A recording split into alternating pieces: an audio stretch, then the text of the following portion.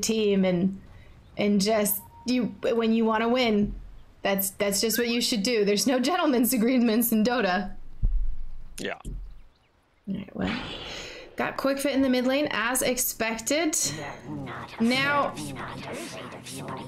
I request a little bit of pronunciation assist. How does one say Gyro's player's name? Oh man. Dracchio? I would have said Duraccio. Okay. That's just me. I am a citizen of Southeast Asia, so don't watch these guys as much. But we just got to pick something and stick with it, right? Okay. See you later, nerds. Dracchio. Gyrocopter. This is the downside is I don't watch a lot of CIS either. I usually miss. I see a little more of EU, but they are going on Boxy here with the slow from Illusion. It's going to get hit with the rocket, taking quite a bit of harass, but the attack slow from Phoenix might be enough to save him. Brain sap, will he make it? Eating that tango keeps him alive, but he's going to be forced to salve or run home before the lane starts. Yeah, he's just going to hobble his way all the way back there. I think he's holding the hot pepper as well, which it's not ideal with the new battle pass to be able to have that little debuff on you, the mark of shame. It's the mental game. Exactly. They have to respond to the brood pick somehow, so shaming Axe is obviously the way to do it. Change this up a little bit. So Snapfire is going up in the mid lane against the Broodmother, not the Queen of Pain. Is there... So we lose the Treant up top, so there's some revenge. Is this a better mashup? I mean, early on with the Queen of Pain, you always want to be leveling up your Shadow Strike, right? And against a Broodmother, it's okay, but you can just walk away. You've got the health regen as well, just from sitting underneath your web, so it's not going to bother you all too much. You don't want to get too much points into the Screen of Pain either. It's just a huge mana sink. So yeah, I don't mind it all too much. Your standard stuff that you're going to be using for last hitting is still going to be effective for trying to bully in the lane. Oh, 19 is, a little bit of yeah, concern, though. It's taking a lot of harass here and still only level 1. An Illusion unable to do anything there to save him, so 2-0. Nice start here for Liquid. And then in the mid lane, last hits are pretty even. And we lose Phoenix up top. So nice trade back from Unique, I guess. Yeah, I mean, it's not too bad from them. When this Axe pick came out, I was really not confused, but it's going away from what they standardly go, right? They've played about 60 games, I think, on this 7.26 patch. Sorry, there's a bit of action going on. There's action happening everywhere. They're diving Illusion underneath towers. He's able to back up. But out of 60 games, they've only picked Axe 3 times, and they went with a first pick for it. So clearly they were really confident about it. And I wonder, is there any way, does Axe super enable a Brood? Did that fit into this strategy? Is that what they were going for? Or is that separate and Brood just happened to work well this game? I think they just needed the tower push at the end of the day. Brood's one of those heroes, considering the ones that they'd taken out of the pool, that's able to do that. I suppose it's good to combo together with the Phoenix if they were always thinking that. That's the thing I really like about Liquid, is that they don't just have one strategy that they beat into the ground. They mix it up a little bit. So yeah, I mean, it's good to use the Supernova as like a pseudo taunt. You cast it in maybe a non-optimal place, and then if you've got that Blink Dagger on the Axe, you can counter-initiate really easily. And Boxy he's getting pretty heavily bullied up here. Nightmare onto Taiga. He's eating a lot, but of course he's a Phoenix. He can jump away. Mickey pretty low bottom, so it looks like Unique's doing a good job of forcing him to use his regen, harassing him as much as possible here. And 19 up to level 3 now, so a little bit safer to exist in this lane. But here comes the spider spam. He's hit up onto level 5 on Koikfa here, so he's able to transition through the jungle just like this. He lucks out with a camp that's not going to stomp or clap or anything like that with the Dark Trolls, so he's pretty happy. and you can really start to put heavy pressure on as soon as you hit that level 6. Vanscore's in a little bit of trouble on the top side, though. Yep, he'll fall. Boxy pretty low, continuing to be aggressive onto this gyro. Is that? Yep, Phoenix salving on the backside. And Boxy himself, he's got 2, just uses one of them there, so able to stay fighting fit. Gyro's able to farm happily underneath the tower, so it's not too bad for him getting that solo experience, but yeah, this wave cutting is just going to keep happening, and to use some mana to try and clear these waves if they are sitting underneath your tower. And Vanscore rotating in with Draccio. There's the sleep out. Taiga's gonna take it himself. Boxy trying to run away again. The Phoenix absorbing a decent amount of this. He can jump away pretty much whenever he wants. Boxy, yep, low, forced to salve again. And I believe Gyro took out the missile. Or Phoenix took out Gyro's missile.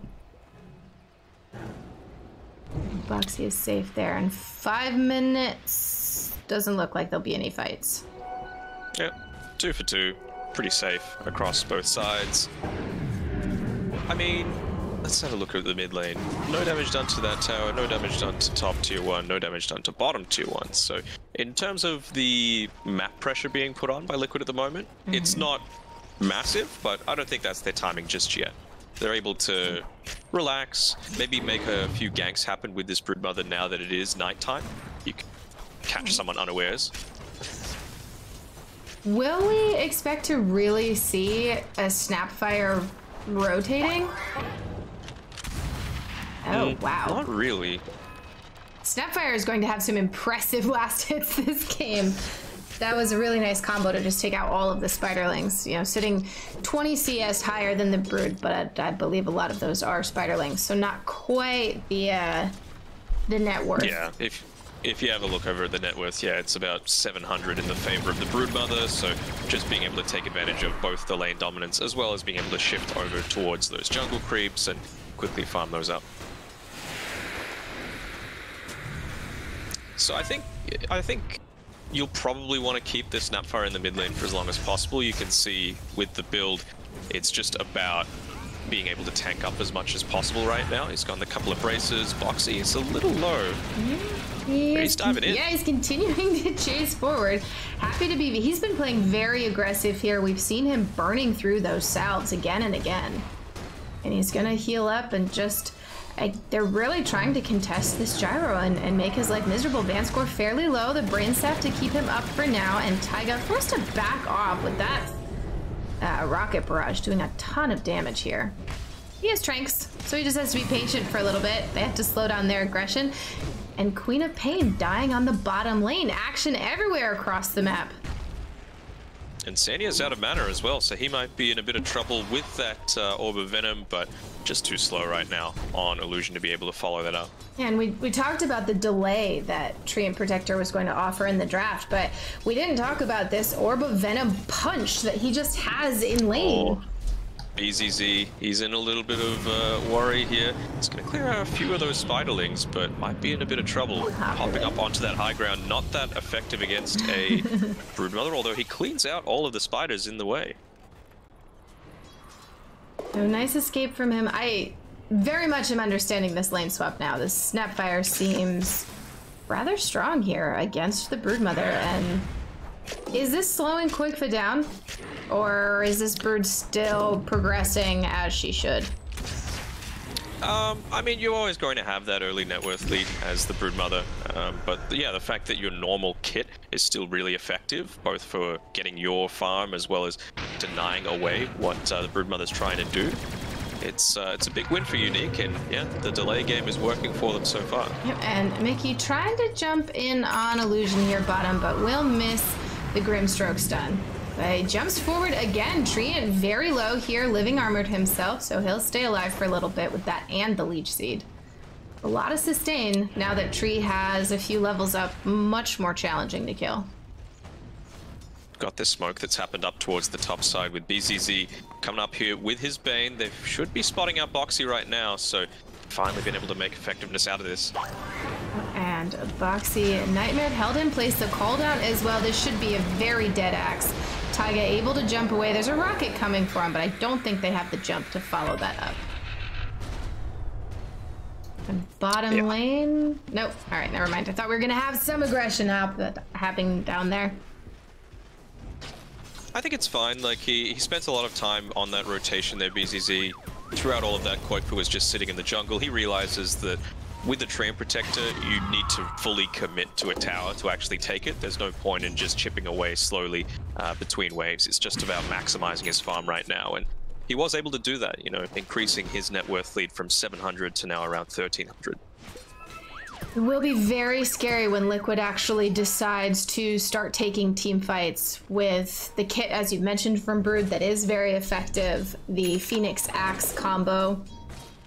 I'm not seeing a lot of synergy with the Grimstroke ultimate. I guess you can... What do we have for double spells? The Broodmother Spiders, Battle Hunger.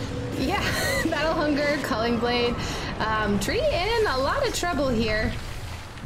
Still staying alive for now with his regen. Won't manage to stay. And Mickey eating an ult in the face. He's okay. Not enough follow-up damage.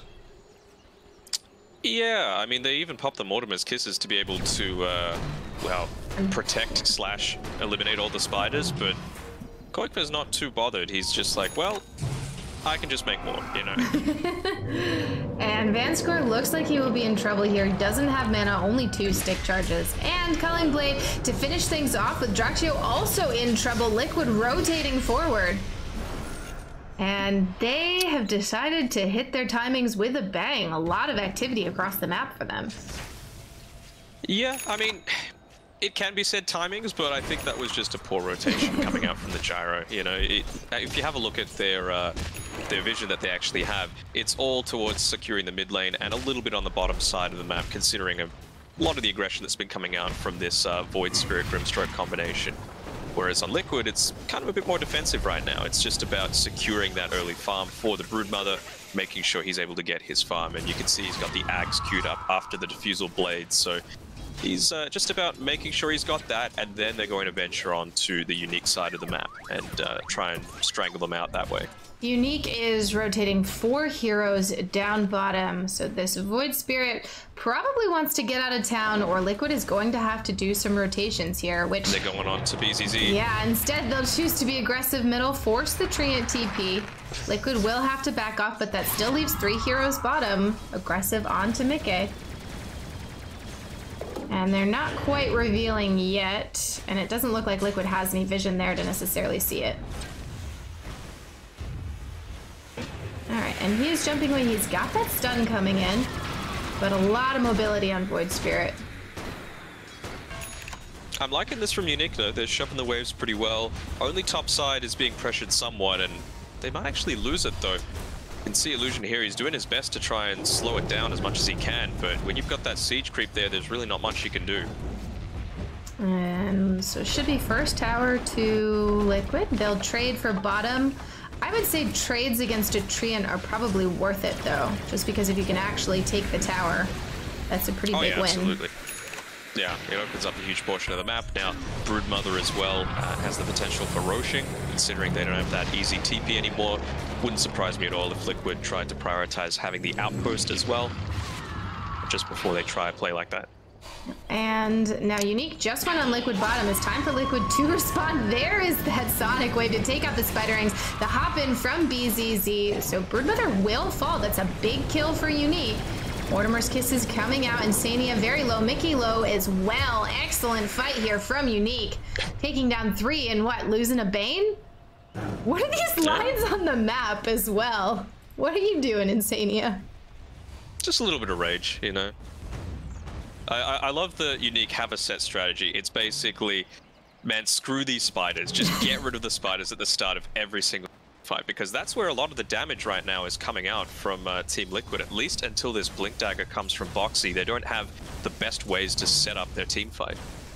And Boxy only about halfway to that Blink Dagger, so Liquid will have to continue to delay. They're halfway to the Ags as well. Mickey jumping in, BZZ taking a little bit of harass, but he can hop out and TP away, as they are a little light on reliable, disable, fast lockdown on the side of Liquid. Yeah, nicely done. Good movements coming out here from Unique. They saw the Broodmother TP as well down towards the bottom side, so might be able to play a little bit more aggressive up top. Although Illusion, he might be also just be happy to spam out those Nature's Grasps and continue to push the wave in. Yeah, you can see here as well, he's deviated a little bit from his typical Tree and Protector build, going just the 2 points to the Nature's Grasp and opting to max out the Living Armor. So I think losing the tier 1 tower is something that they're going to be kicking themselves about on the top side, but you definitely don't want to make that sort of mistake happen again. And with a level 4 Living Armor, that's going to be really challenging for Liquid to actually continue to push, unless they win a team fight, and then obviously they can, you know, commit everything for it. But we saw the last team fight when Mickey jumping onto Vanscore. He's going to self-nightmare to protect himself for a little bit here. A TP in from Gyro and the Brain Sap keeping Bane alive. Unique have rotated 3 down here. Insania trying to TP out. There's no stuns onto him. Yeah, Snapfire just a little too late there. Mickey gonna dodge the rocket, continue to run. Doesn't look like any other rotations from Liquid, so good disengage there. That was so close on the Bane. I would be very upset if I were BZZ. Yeah, and Bane but here. I'm liking that aggression. Yeah, Bane's got Quickfoot in the mid lane, and they'll take out the Brood. So, never mind. They missed out on the Void bottom and got a probably higher priority kill. Yeah, again, he was trying to make a lot of aggression happen onto that mid tower, but now you've got this Living Armor. If they're communicating well with Illusion, they should just say, hey, make sure it's up to full HP. As well, I suppose just trying to cause some movement around the map was that aggression being done by Quickfoot towards mid, but now you've got that Blink Dagger on Boxy. He's been able to farm it up really quickly with a lot of that aggression that happened towards the bottom side of the map, so is it go time just yet? A little bit short of the Yule Scepter on Mickey, so he's not able to fight quite as well as he might like. And Koikva is about 1,000 gold away from finishing up his Aghanim. And a blink in from Boxy. There's the reveal, the stun. Now Queen will push everyone back. Boxy continuing to be aggressive here. The Phoenix doing a lot of damage as well. Not quite calling Blade, and then BZZ jumps away. Boxy getting low. They haven't gotten any kills from here, but there's Mickey with the jump forward, taking out BZZ. Now Taiga forced to use the ultimate onto the Phoenix. Looks like the egg should fall here. Dracula taking it out. Vanscore low. He is falling as well. Now Gyro's rather aggressive here on the front line, so we're going to lose him. That is a 4 for 1 so far. Excellent blink reveal from Boxy. Yeah, just able to take out that key target towards the start of the team fight, and yeah, we can see the benefit it has, and they can just see all of the heroes clumping around this mid tower saying, we got to take this down before the treant's back up. He respawns now, he's going to instantly use it on the tower, and yeah, all the rotations start coming through. And they push them back. That's got to be frustrating for Liquid. They take such a great team fight there, and it doesn't matter. They can't quite finish off the tower. And Illusion probably has enough time to heal it back up. Yeah, I think we'll see Team Liquid start to play a lot more around this mid tower. You can see 3 heroes just clumping up around the tier 2. But you've got a lot of aggressive warding right now from Unique, so they're going to be able to see all of these rotations before they actually take root. Although Boxy, yeah, really nicely done. He's jumping in, holding 19 in place. Now the Snapfire Cookie, not quite enough to help the Quap escape. Taiga's gonna jump and slow everything down. Mickey doing loads of damage. Mortimer's Kiss is trying to do what it can, but nobody falling for Liquid yet.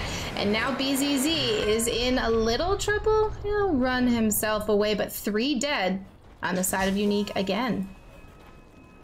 I think that was a little bit of a misplay coming from them. You know, you've got your Treant Protector, you can just sit back, heal up your tower, and when you think about it, what other tower taking potential does Team Liquid have? They have to run into Unique, so it's like, did you really need to be that far forward on your Queen of Pain? Sure, they might want to take the tier 1 tower, but they didn't really have any sort of information to be able to do that, especially at nighttime. They also didn't have their ultimates. They did not have Sonic Wave, and they didn't have Overgrowth during that. So they were choosing to take a fight against Liquid, which has a lot lower cooldown ultimates. They know that this... is this just out of range? No. That should see the ward, surely. Where in the to the right of the tier 1 Radiant Tower. Oh, sorry, fight's happening right now. Grimstroke's been caught out by a Nightmare. Yep, so Insania, some trouble here. Now he should be able to get some nice stuns, but Vanscore, BZZ, yeah, that's a lot of damage. That's 4 Unique heroes. I think Insania has to resign himself to death. Alright, and a bit of the warding battle continues. Right now, Unique has control over both outposts, so it's going to force a rotation from Liquid, which, again, takes them away from their wanting to do, which is start putting some more pressure onto these towers. You can see that's where they're playing around. They're getting some nice deep vision around, not putting it in too obvious of spots, so those, you know, easy sentry wards aren't going to be quite as effective. And Dactio has his Aghanims finished. Going to get an Aquila in the jungle and instantly equip that. Quickfoot with the Ags finished and starting to work into the BKB. Looks like Boxy's going for his own BKB. And Unique, aggressively positioned here, running into some spiders. Yes, Quickfoot in a lot of trouble. He's stunned here. Okay, eating up a cooldown in the face. Now Mickey's gonna jump in, instantly get stunned. Sonic Pain as well. What a team fight start here for Unique. Phoenix thrown up in the air. Will be Nightmare. Box is going to jump in with the call, but they only have 3 heroes. Is this really wise? 19 low. He gets the Calling Blade onto him, so 19 will fall, but Taiga being gripped, unable to egg. And Boxy trying to TP out, just makes it. Able to get away on a slither of HP, but again, a favorable trade coming for Unique. They're still a little bit behind in terms of the net worth, but I think now, especially with this Gyrocopter having his Ag Scepter, that's going to accelerate their farm in a huge way. That was exactly what Unique needed after losing those 2 back-to-back team fights in the mid lane. And they continue to hold on to their towers. This delay game, that middle tower is almost back up to full HP. Absolutely. The lower cooldown from the Living Armor. And I still remember when it was back at like 4 seconds, and teams were spamming it out, and that caused it to get a bit of the nerf stick. Thankfully, it's not quite that anymore. Okay, he's making an aggressive rotation, and he's been scanned out as well, so they know to back off. He'll take the outpost back. Yeah, I mean, just play a little bit of musical chairs, you know. I'm liking the fact that Illusion here, he's not going, you know, your cookie cutter tree and protector build. You know, a lot of people might say, okay, I've got my Tranquil Boots, I've got my Magic Stick, time to go for my Meteor Hammer. But do you really need to do that? Do you need to push out waves all too much? Like we've been saying all throughout, the only tower push right now that they've got on Liquid is this Broodmother. So if you take care of the Broodmother, he can't do that. So Blink Dagger is perfect, because that's what you need to be able to lock him down, burst him through, at least until he's got that BKB up online. So these next couple of team fights are going to be really important for the complexion of the game. And looks like Liquid wants to force another one. They get that Fortify out. They're staying here in the mid lane. I think they want to make Unique make a choice here. You know, force in middle, take top. And they get that Fortify, so maybe they're just using Mickey as bait. Yeah. Well, top side, it's being pressured. There's Hammer available, and yeah, they do use it onto the top side, so maybe trying to bait him out a little bit, saying, oh, we're coming, but again, it's just the delay game. Yeah, and they'll just take the bottom tower. If Liquid can trade here, then that's some nice map control for them, but with just Mickey pushing, not a full Liquid commit, I don't think he'll be able to get this tower into the Living Armor. And yeah, I mean, it's a Void Spirit, right? He relies heavily on magical damage at this early stages of the game. He hasn't gone into any sort of physical, like a Chrysalis or anything like that. Finally, they do rotate through with Quakefoot, and they should be able to secure it. Yeah, there's no Fortify. Now, Living Armor obviously making things frustrating. But another eventual tower trade. Probably still not the map control that Liquid wants. While this tier 1 is up, any fights in that jungle are still way too easy for Unique to get to. Oh, could they look to go for Roshan on Unique? You've got a double damage sitting in the river here, so maybe that's what Quakefoot is going to spot out. No, Insania's taking it instead. Quakefoot pretty much ran right by it. Yeah. Oh. I don't know how Hero Hunt works. It's just like... oh, I see it now. Necro. Wait, but I found a Necro. Necro, yeah. I found Necro and Arc. I have not found Shadow Shaman. This is very distracting. Yeah. But now I feel really, really motivated to find the Shadow Shaman. Alright, I'm gonna look a little closer. At the hero grid? At the screen. No, at the screen. Yeah. At this little mini game. Where are Shadow Shaman? I don't know. I can't find him. I can find Necro and Arc Warden really quickly. I can't find Shadow Shaman. I just keep seeing clinks. I just tried scrolling just to see if it wasn't even. No, it's not. It doesn't work. I'm just an idiot. But I found I found all 3 of them, but I don't understand how to select them. Maybe it just doesn't work in lobby. That seems highly likely. We're going to hide that because the music is distracting. Instead, we'll take a look at some item progressions. Illusion has the Blink Dagger and is currently... He's in trees, so he's in biz. I was looking for smoke. Greaves and halfway to the Ags on BZZ. 19 working on a BKB as well. We're gonna have a lot of BKBs in this game. Axe pretty much has his, so Boxy will be obnoxious. Void Spirit's halfway to that Ags. Koikfa is close to the BKB. Insania looks like he's just finished up the Aether Lens. Just needs to finish the disassembly. That's going to be really nice. Grimstroke cast range is a real challenge. So that's going to make that hero much more effective. See. I said good And then we're pretty close to a butterfly on Gyro. That's going to be I'm trying to think about what this Ag Scepter is for on the Snapfire, right? Like, what do you really want out of this? Because you've already got your Blink Dagger on your Treant Protector. I was thinking, maybe you've got that. It's a 1.5 second stun, it's some damage, and then you just overgrow straight afterwards. But you've already got that with the Blink Dagger. Is it trying to save someone because you're inherently tanky being a strength hero with Greaves? You'll have a lot of stats through your Ag Scepter and you can just spit the Gyrocopter away. You don't really want him right in the middle of these team fights. You want him to be able to follow up. Same thing with the Queen of Pain. Maybe you spit the Queen of Pain in so that she has a free blink out. I don't think that's worth a 4,000 gold item. Yeah. I mean, just another way to deal with spiderlings, maybe.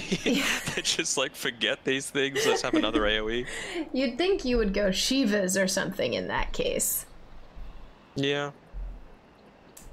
I imagine it's the save potential if you get caught here from the Axe Call or Brood Mothers going on someone really aggressively. I mean, that's my guess, but again, wouldn't you just want a 4-staff on your Bane? Yeah. I'm just thinking as well, is this the BZZ mid Tusk equivalent, right? You get called and then you just run up to him and put him inside your belly until the taunt is worn off. I could see that. That seems like the main use here. Is to just, Axe Call someone. How do you disengage that as quickly as possible?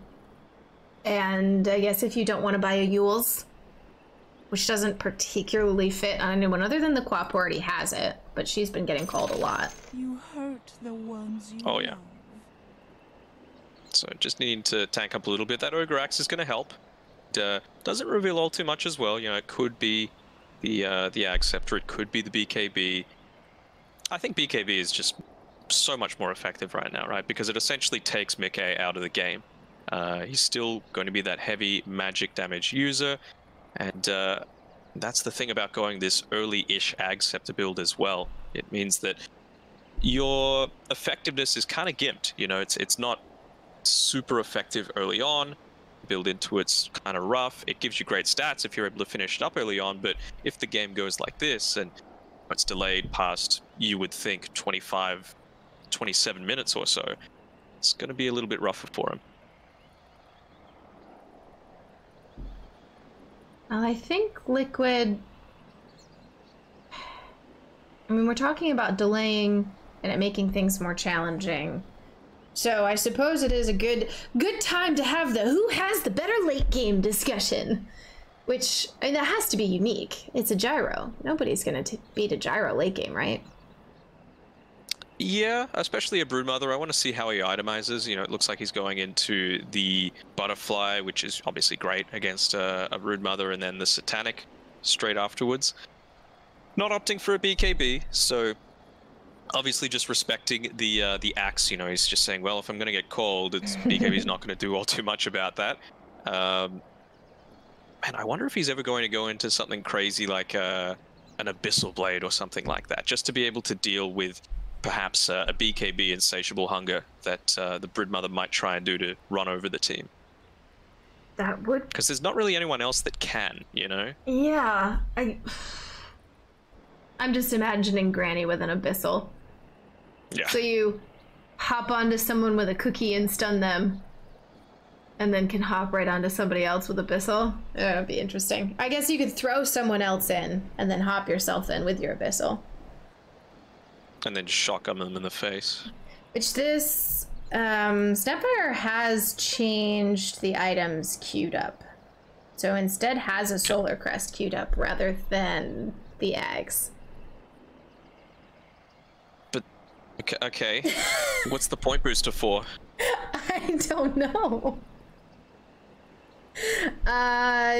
Skadi? Meta I mean, that's not horrible.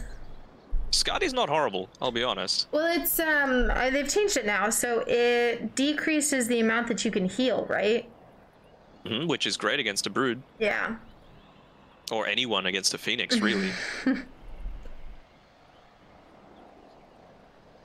That would be So, a little ways away if you put the Solar Crest in the middle.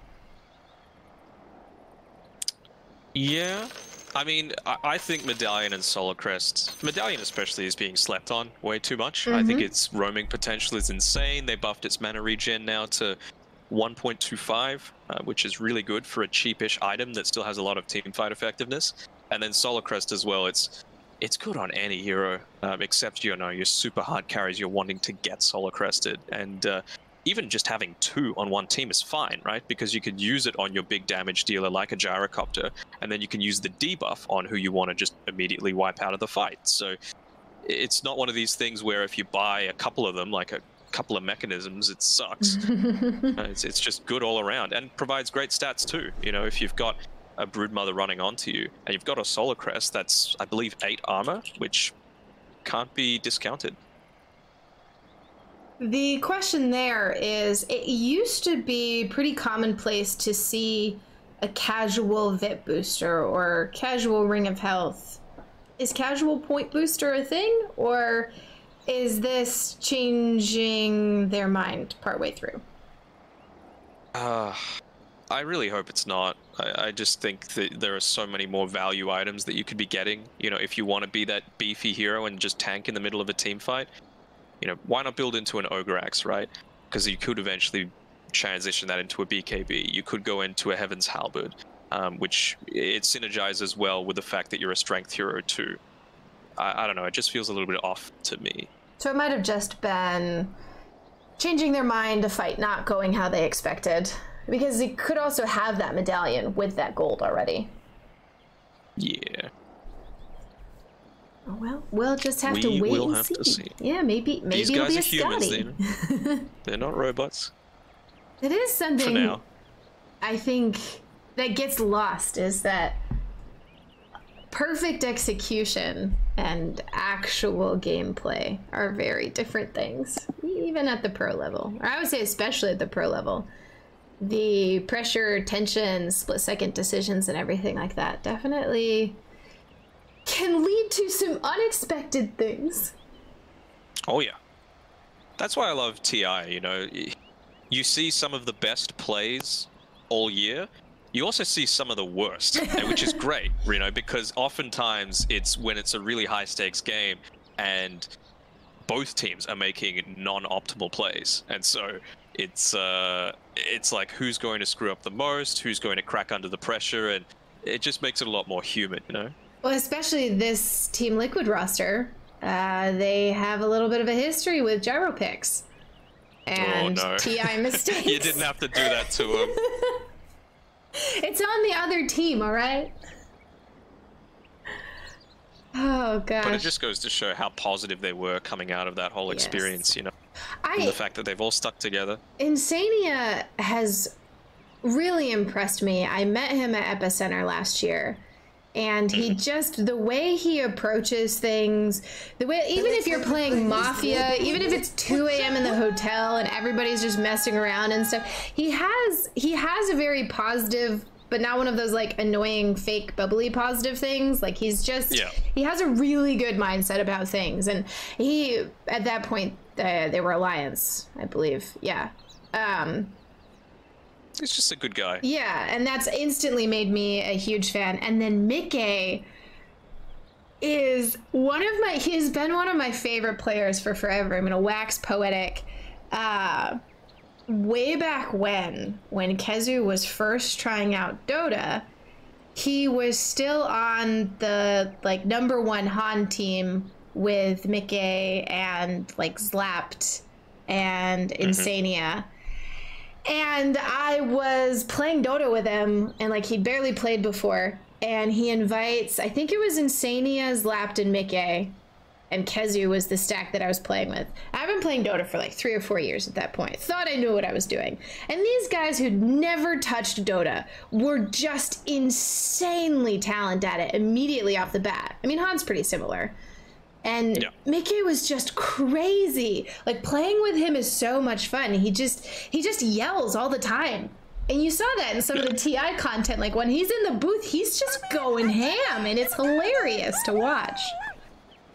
Yeah, I mean that's the thing. You want passion. You just want it to be measured passion, and you don't want it to transform into something a little bit nasty. But yeah, with these Team Liquid guys, I think that's not really going to be too much of an issue. They've got, like you said, such a positive outlook on things. Insania, from my chats that I've had with him, exactly the same situation. So it's not like he's just putting it on for an interview or anything like that. He's just cool, calm. He's a great guy. Cool, calm, and collected. I mean, that's not exactly Liquid. I would say Koikva's pretty calm. I don't actually think Insania is the calmest of people. He's just not toxic. He's encouraging, positive. He's aggressively positive. Aggressively positive. Yes, I like that. That is a great tagline to associate to someone. I still do feel bad about what happened at TI. That will make me sad forever and always for them. They had a lot of promise. But it's iconic, you know. Like there's no one else that's had that sort of situation, or at least as heavily publicized, you know. You don't want to be known as that guy, but you know, people, it kind of put them on a map even further than they were. They were looking promising going into the event. They were having some decent results, but I feel like people have started to take a lot more notice from them, and you know, they've been showing some good results on Liquid so far. I love watching this team, and if you really go back far, when Mickey had some injuries and couldn't play, the team decided to stay together and make the roster work, and just sort of took a break. And that's just something you don't see very often with teams. Yeah, we've seen a few players, you know, taking breaks in recent times. I think in CS, you've got Astralis with a couple of players recently taken some time off, and they're the juggernauts of the scene. You know, it's not like it's burnout. You know, they're just at the top of their game, and I'm happy to see that some work-life balance is taking the front foot in Dota. Well, and that's definitely a stability thing when you have orgs actually paying their players more and more tournaments with prize pools and everything. You can afford to. You don't have to grind at certain levels. You know, the tier 2, tier 3 scenes are still dicey for players. There's not as much stability there, but I do have to say this rash of online tournaments and the return to what Dota was back in 2014 is probably pretty good for the developing Dota scene.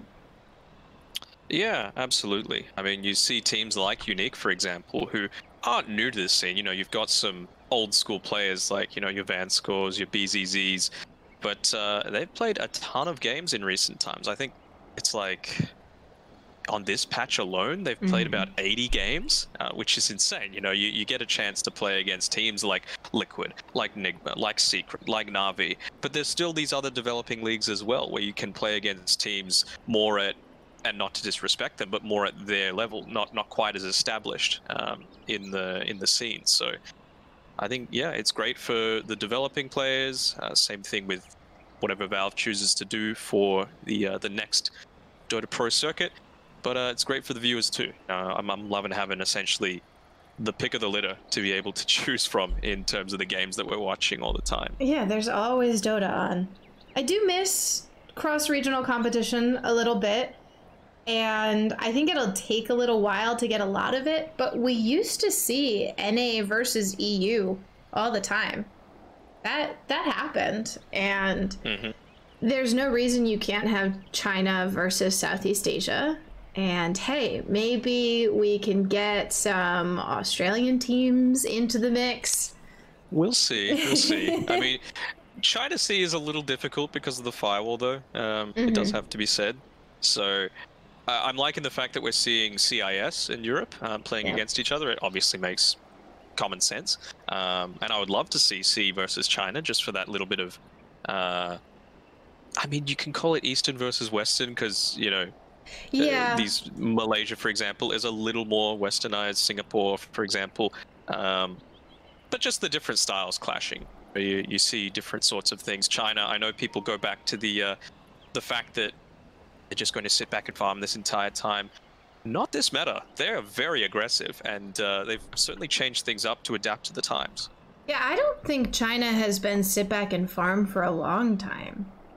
That 4 Protect 1 strategy that, you know, was prevalent, what, half a decade ago? Dota has been aggressive for a while. And maybe it was CDEC or Wings that really broke the mold with those two years in a row. Less known, doing things differently, Chinese teams really, I think, really changed things up quite a bit. And probably helped redefine Chinese meta.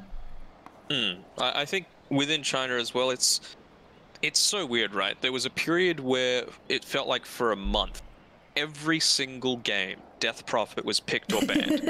And then with no adjustments to the patch notes, nothing, no nerfs, no buffs to DP, she just dropped off. Nothing happened and weren't picking or banning her anymore. It was just, it was crazy. Like, and there's not like I can jump onto Chinese Reddit or whatever their equivalent is, because I don't speak Mandarin, so I can't really see what the sorts of discussions are that are happening. But it was having a lot of success in the games as well. So there's just these styles that clash between the regions that you want to see those cross-regional encounters happen just to see who's got it right. Yeah, that's, well, and you also see a lot of development there. So, I mean, it is about who's got it right. That's cool, but then they learn new things and they trade and then they advance, and then you come out of a cross-regional tournament at the end with something completely new on both sides. And when we eventually get back to lands, then suddenly China and Southeast Asia show up and Europe's just like, wait, what are you doing? Where did this hero come from? I mean, not to bring it back to Australia, but the Ana IO, that is a product of unranked 5-man party queue. So Pudge Carry is going to be the next product of unranked 5-man party queue from Australia. Haven't seen that yet. I will let you know if it does happen. We will see. Nick was saying that Vanskor is back in Dota. Hasn't looked like he's been able to rejoin the lobby as well. It has to be said, how do you feel the teams have used this pause time as well, right? Because Unique, it felt like, despite the kill score being in favor of Liquid, that they have a pretty good hold on this game. You know, late game, what can a Broodmother really do against a Treant Protector and a Gyrocopter? But it's for right now. Like, are they going to be able to get to that late game, do you feel? I think...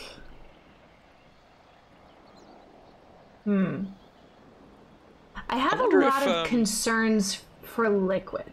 I think Unique have the stronger position right now. They look like they're behind. And you're asking, can Liquid take it to the late game?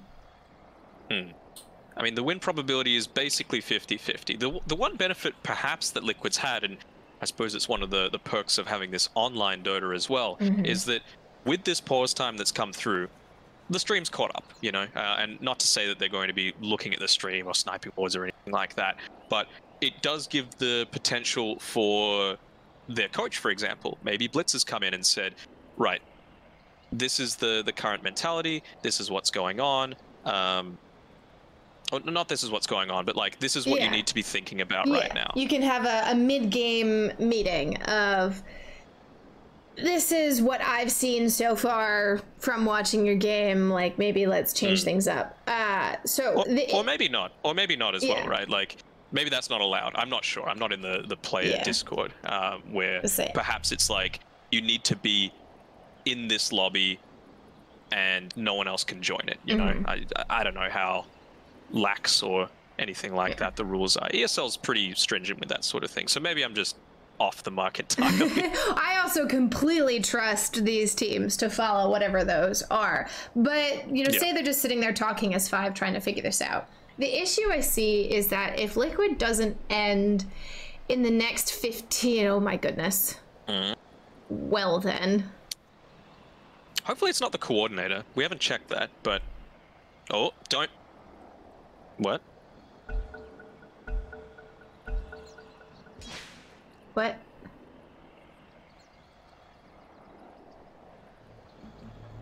Okay. Oh, I think it's because they had used too much pause time. See you later, nerds. Would be my guess. Yeah. So what, Liquid are going to... Oh, I see a Bane come back. Yeah, so Bane came back. Liquid immediately DC'd. And Unique was like... Here we go. Yeah, Unique was like, you guys have the win. And then Liquid was like, no, we're going to play this game. That's what we love to see. Some good sportsmanship. Of course. All right, we're back on. It's good. We no have more a DCs game. though. Come on. What I was gonna say is, I think if Liquid doesn't end in the next 15 minutes or so, or really take a dominating lead, this high ground is very terrifying from Unique, and their late game is better. So Liquid really have to win a couple of fights and start decisively taking over this map. Except for the fact that maybe you just blade mail on the axe and use Gyro being super strong to kill him. I guess I could see that being a late game strategy here is Boxy could have potential to turn that around. I think by that point though, he's probably going to have some form of lifesteal though, right? So it's not like it's going to just straight up kill him. Yeah, he's got the Satanic queued up next. So lifesteal, status resistance.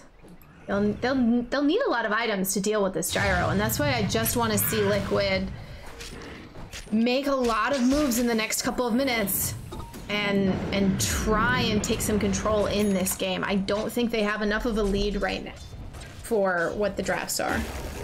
Mickey might be in a little bit of trouble. They're trying to get the stun onto him to get the team fight started, and they achieved their goal of spooking him a little bit at least. Oh, a bit of a wraparound maybe happening here? Yeah, Mickey in, I mean, not exactly trouble. Void Spirit's got plenty of mobility here.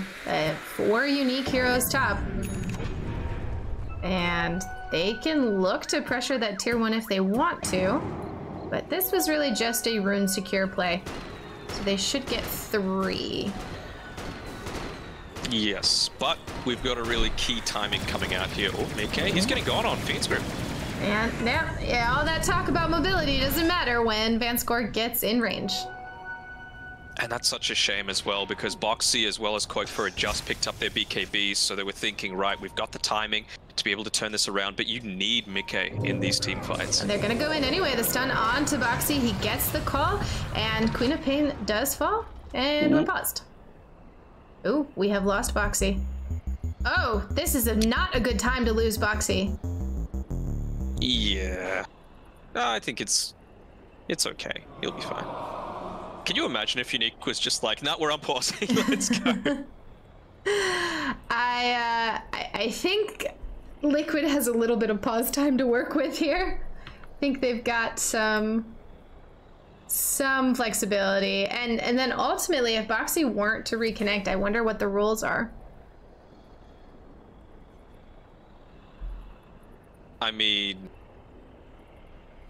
you would really be putting some bad karma on yourselves if you wanted to repause on Unique now after the amount of time that Liquid waited for them. Mm-hmm.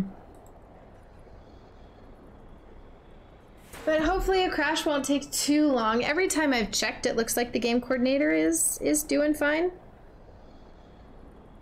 So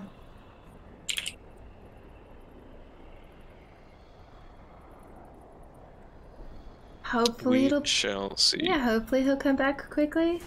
So the very beginning discussion we had, what feels like a lifetime ago at the beginning of the pause, was, oh, he's back. Never mind, I think we're gonna have a team fight. I will ask that question later. You'll just have to wait and wonder what it was. You've got Tiger coming in from the side, Yeah. so this could be a pretty big supernova. We're in a lot of trouble. Nope. They are all forced to run away with Gyro Ult and Mortimer's Kisses. They will disengage after getting that Queen of Pain. I really thought Vanscore was gonna die there. And maybe without the DC, they would have been able to coordinate it. I'm not sure. Gyro? He's in pretty far, gets leashed up, and jump in from Boxy with a great call here onto Gyro. He pops the BKB, the egg is going on the back lines. Will it be enough to do anything? Gyro to fall. Nice, back and re-engage from Liquid.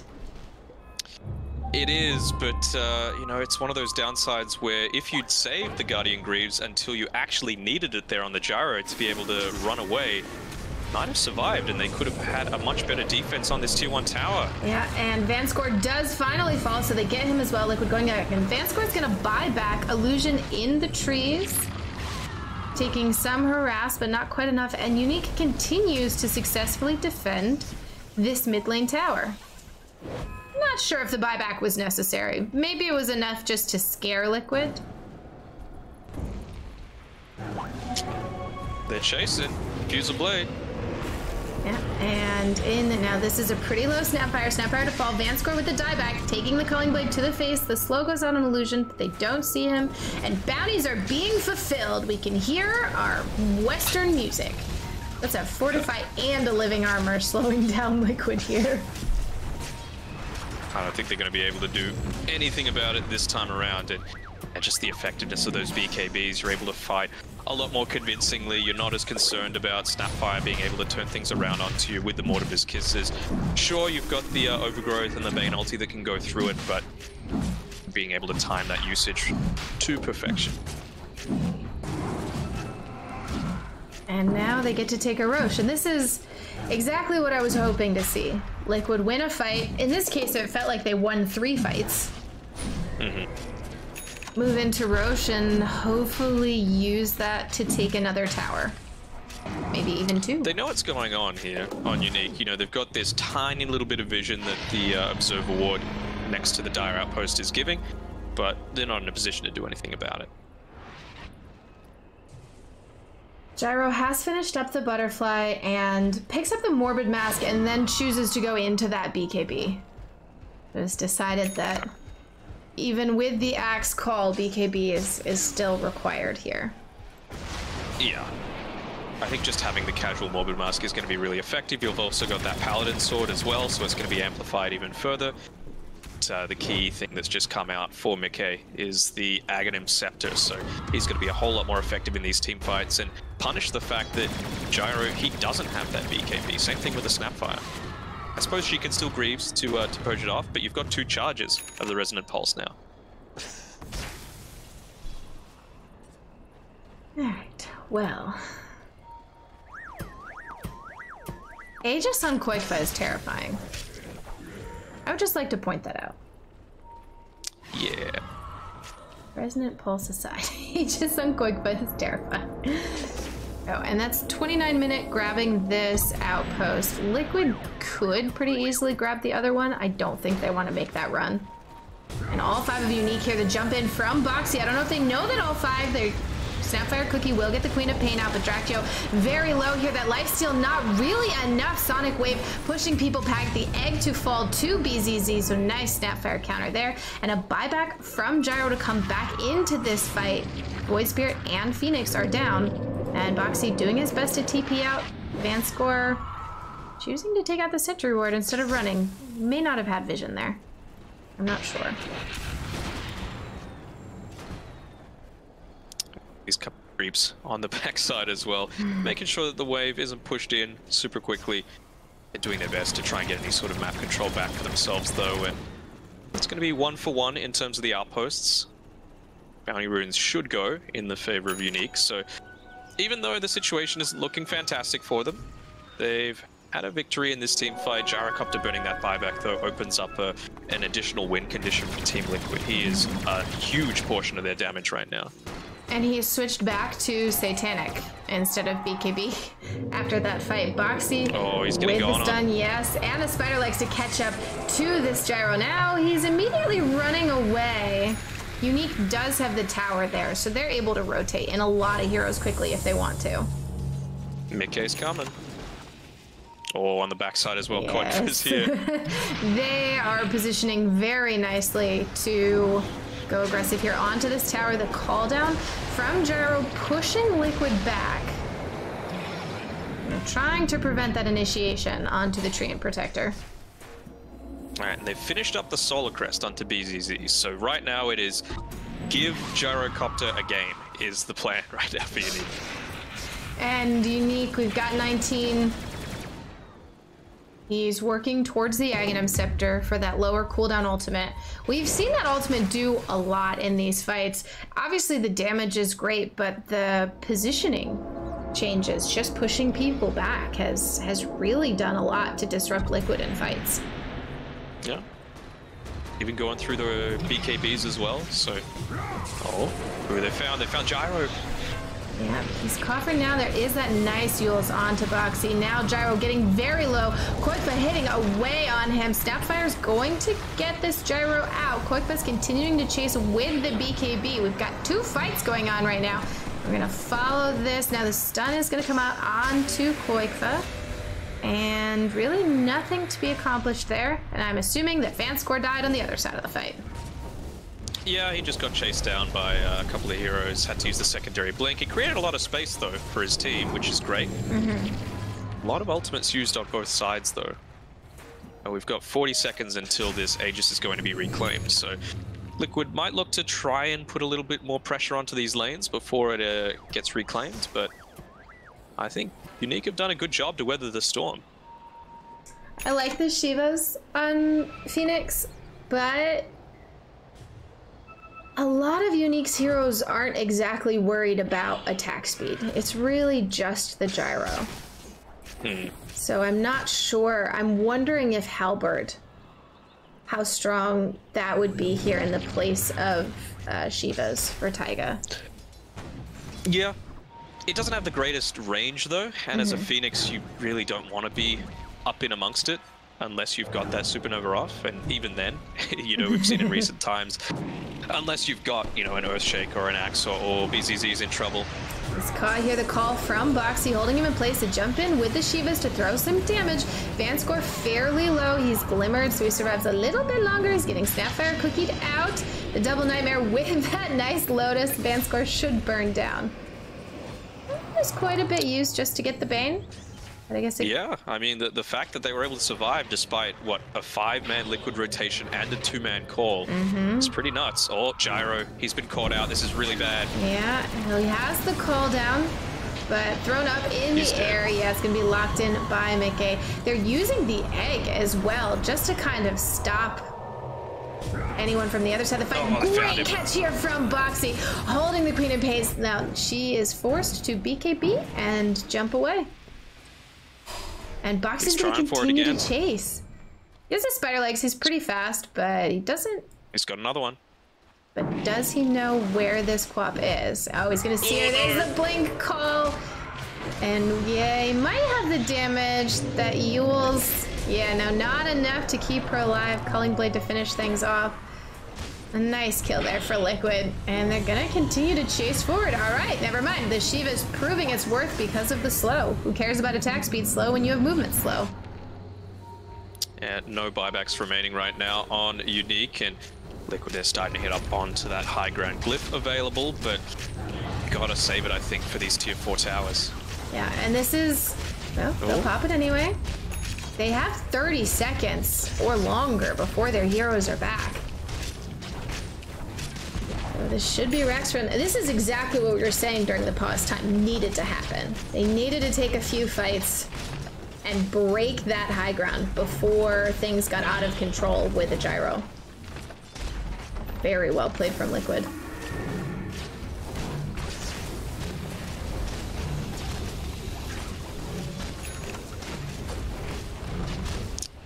There's just a full commitment to teamfight Dota and playing around each other right now. Like, Insania, he's got a Ring of Aquila in his neutral item slot, so it's just about buffing the rest of his team with that additional armor.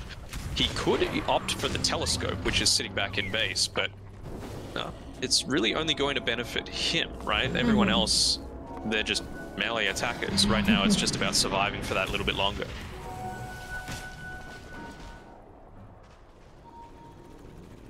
Gyro has the Divine Rapier queued up next after the Satanic. I like it. At this point, you know, you've got to commit for it, and oh, look at that, Insania. He's picked up an Aghanim Scepter for himself. You might see a smoke coming out here from Liquid. Yes, we do. And, they're looking to try and end the game with this team fight here. Will they be able to catch the Gyrocopter before he has the additional 100 gold for his Satanic? He's going to have a DD. That's not going to be a great time to catch him. But they've got the high ground. We see them. Gyro ultimate comes out. Yep, holding everyone in place. Going to be tough for Liquid to initiate after that without the Boxy jump in. The Dark Portrait onto the Gyro is doing so much. But there it is. Boxy has caught the Queen of Pain, or the Bane, the Nightmare, holding them back. Now, yeah, BQ, or sorry, double damage Gyro. Yes, they're holding it now. Brood will fall. Quick to fall. Mortimer's Kiss is coming out as well.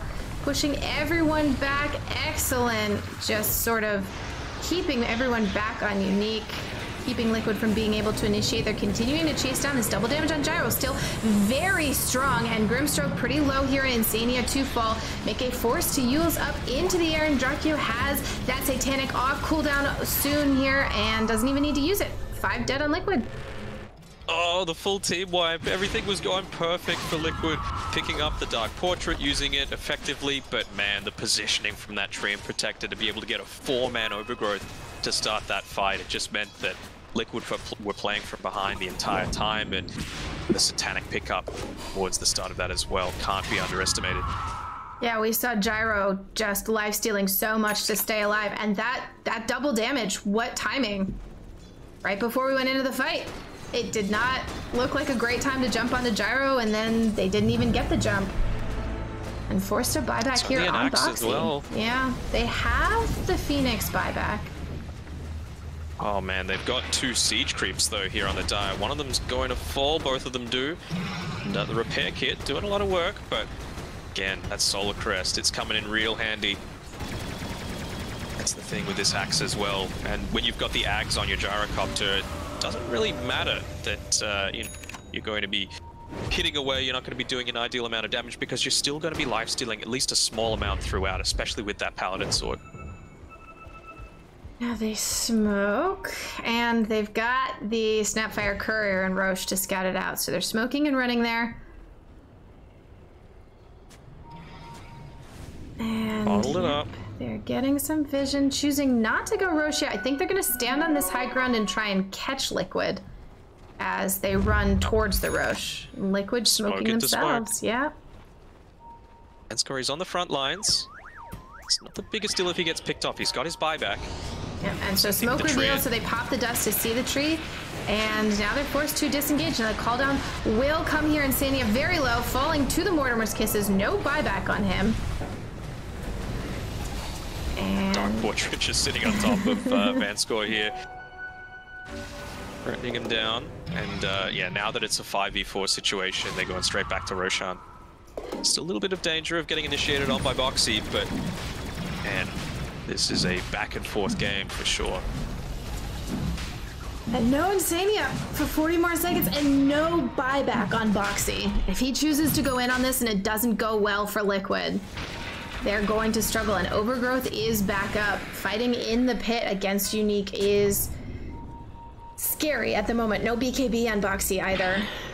They do have the egg. Essentially, yeah, I think you need to maybe try and set up with the egg to bait in an engagement coming through here, but always have to be conscious of their snapfire. BZ's been on point with a little shredder to deal with it. Really seeing Taiga having a hard time getting an egg off, and I think that's why we've seen him use it in smaller fights, because he knows in the team fights it's not doing as much. And now Unique Insania's back though. Yeah, he should be able to pour in. There's the Overgrowth that's coming out. Illusion very low here. They are able to finish him up. He instantly buybacks to come into this fight. Boxy just doing a lot of work here. Gyro to fall. Bane as well. This egg staying alive as BZZ is forced to port out on the other side of things, and Liquid runs in to a lovely low HP Roche. Thanks, Unique. We'll take that. All right, Juicy, level 25 picked up as well for the Broodmother. So is he going to go for the Spider's health? Right now, the strategy of Unique we're employing of just take him out is going to be nullified if he does choose to go that way. I heard a BKB get popped just then. Trying to take out Insania seems a little bit odd. No, they managed to do anything here. Boxy jumps but misses. Tree just juking around. He does have the dust on him a little bit longer, but nothing to be done there. And Rax taken up top for Liquid. Number 1 is gone. Tier 4 is getting hit on. They want to try and bait out this buyback from the gyrocopter, but no Tier 1 tower even taken on the bottom side of the map, so they can't mega yet. Yeah. All right. Now Insania's rotated over with his, he's changed up his neutral items. He's gone for the telescope, realizing that, look, if I'm able to get a Dark Portrait onto the gyrocopter at the start of this team fight, it's going to be much more advantageous for us, and just needs to be able to have the safety to do that. Oh, now he can cast from about halfway across the map. Boxy jumping in here, holding the Queen of Pain in place. Mickey with the backup lockdown. Can they get enough? Nope. Queen of Pain. BKB gets out, and Vanscourt Glimmer tries to TP, but Boxy with the call to catch him. Vanscourt still decently tanky here for support. Bane does okay, but can't survive all of Liquid there. Nope, absolutely not. You don't. I'm liking it though. It's, again, just delaying things out as long as they can. But actually popped the call down in that to try and push out that wave, so won't have it for this next team fight, which is going to be really impactful. Not yet 25 as well on our gyro. He's not too far off from being able to buy his rapier. So Liquid very incentivized to force in these megas before they have to deal with. Yeah, I mean, look at it. I think that's his courier sitting at the Radiant secret shop, so realizing that it's not safe at all to have it anywhere near where Liquid are trying to make this push. And they want to go in here. Now Gyro has been caught by the call. Snapfire Cookie to help him out. He has popped the Satanic to try and stay alive. Quickfoot going to continue beating away at him. 19 team does not have his ultimate yet. He used it to clear creep waves, so nothing from the Queen of Pain. An egg will pop. That's 2 buybacks forced out, delaying that rapier quite a bit. Then jumping again from Boxy, yeah, with the Grimstroke leash onto these 2 heroes. Queen of Pain caught here by Mickey, and Dracchio in the middle of things once again, doing a lot of damage. Taiga will fall. Boxy eats the cheese, gets another call onto the gyro. Aegis is popped, and Quickfoot is back full HP with a vengeance. There's spiders everywhere. Vanscourt probably going to fall. 19 team coming in, doing what he can, but Boxy jumping in with the call. Quap with dies, buyback from Quap. Vanscourt down, no buyback on the Bane. So 2 dead. 100 seconds on gyro until he's back up. This should be Liquid's mega creeps to take. It should, and man, that fight was so close again to being turned down around completely. He was only 1 second away from his Satanic being back up off cooldown and just not able to get it in time. That little bit of extra survivability. Oh, the spit comes through from the Snapfire. See, Train thrown in onto one side, but Snapfire will fall. Now no buyback on her, and Queen of Pain falling here. Remember, she also bought back